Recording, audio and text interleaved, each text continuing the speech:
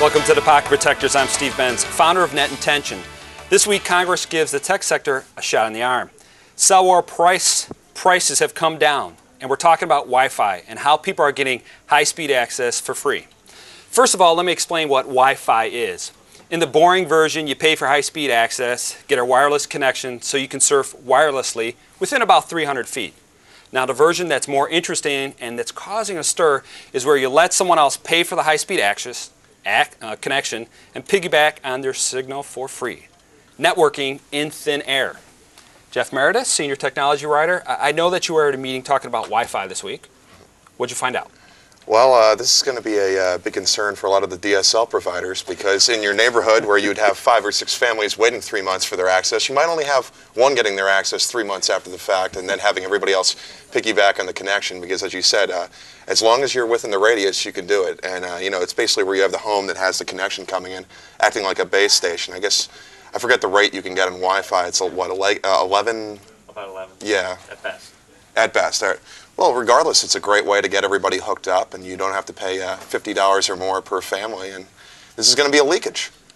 Mike Bogovich of the Net Squad, I know that you've done some wireless things and you jumped in. Is this really a good company strategy, or even get into Wi-Fi? Well, all right. You asked the question. Well, looking into what you were talking about kind of piggybacking and creating wireless networks. I'm going to guess those particular networks aren't really secured or locked down. These are people who have their wireless network wide open. They've got to connect to their DSL connection. People are kind of turning on their wireless laptop or client and going, oh, wow, there's a network already available. I'll just get on that.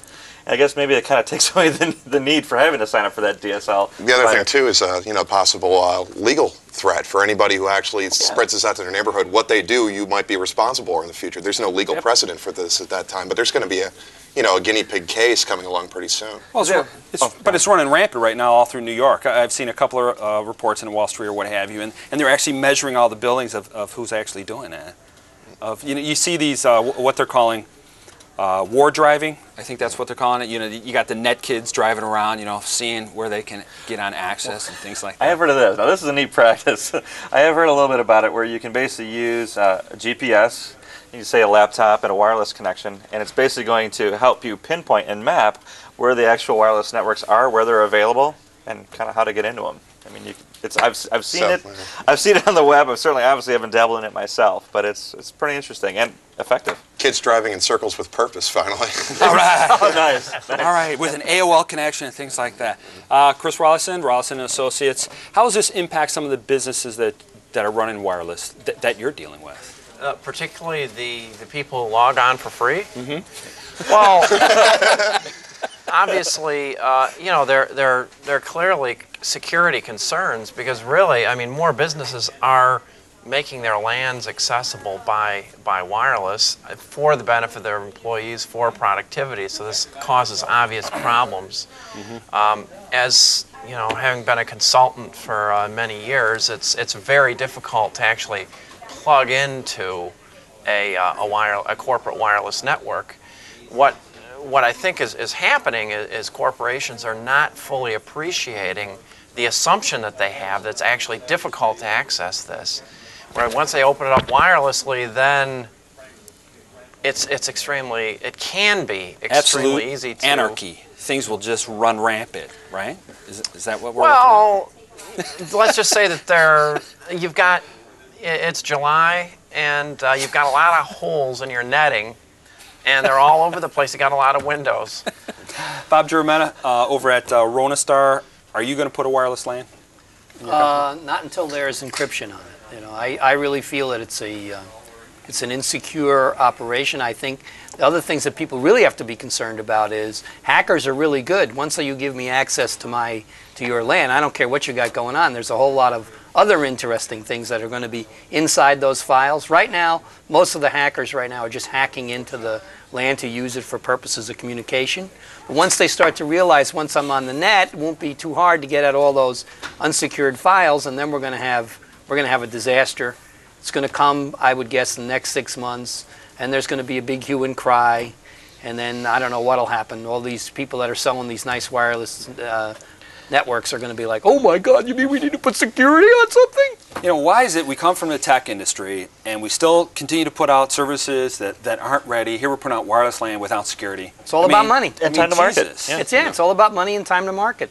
I'm the first one. I get it out there. I make all the money. Then I pack my suitcase and head to, Yeah, but the first mover St. doesn't- Kitts, and I don't worry about it after You know, that. the first mover used to be important.